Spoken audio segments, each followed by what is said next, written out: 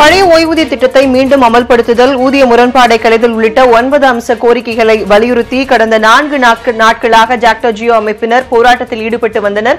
இந்நிலையில் போராட்டத்தில் ஈடுபட்ட ஜாக்டோ ஜியோ அமைப்பைச் சேர்ந்த 6 நிர்வாகிகளை பணியிடை நீக்கம் செய்யப்பட்டுள்ளனர். திருச்சி மாவட்ட முதன்மை கல்வி அலுவலர் ராமகிருஷ்ணன் இந்த நடவடிக்கை எடுத்துள்ளார். இதுகுறித்த கூடுதல் விவரங்களை எமது திருச்சி செய்தியாளர் மகேஸ்வரனிடம் கேட்கலாம்.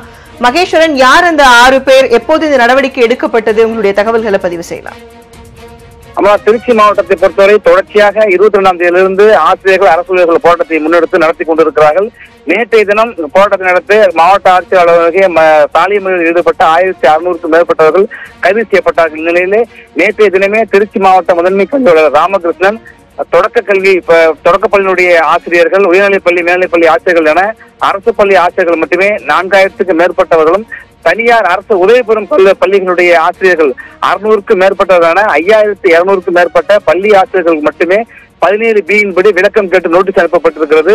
நேற்றைய தினம் இரவே ஜாக்டோ ஜியோவுடைய ஒருங்கிணைப்பாளர்கள் நீலகண்டன், தியாகராஜன், தென்னிலைசேகரன், சக்திவேல், ராஜேந்திரன் உள்ளிட்ட 6 பேர் கைது செய்யப்பட்டு நீதிபதி முன் நிலைநிறுத்தப்பட்டார்கள். அவருடைய சொந்த பிணையில் விடுவிக்கப்பட்டார்கள். அது மட்டுமல்ல, வருவாய் மற்றும் ஊழல்வாட்சித்துறையுடைய ஊழியர்கள் 100க்கும் மேற்பட்டவர்களுக்கு விளக்கம் கேட்டு அனுப்பப்பட்டிருக்கு. இத்தகைய சூழ்நிலையிலே இன்றைய தினம் திருச்சி மாவட்ட முதன்மை கல்வி அலுவலர் ராமகிருஷ்ணன் நேற்று கைது செய்யப்பட்டு சொந்த பிணையில் விடுவிக்கப்பட்ட ஜாக்டோ ஜியோவுடைய போராட்ட ஒருங்கிணைப்பாளர்கள் நீலகண்டன், சக்திவேல் உள்ளிட்ட தியாகராஜன், தென்னிலைசேகரன் உள்ளிட்ட 6 பேரை இந்த பணியிடை நீக்கம் செய்து உத்தரவிட்டிருக்கிறார்.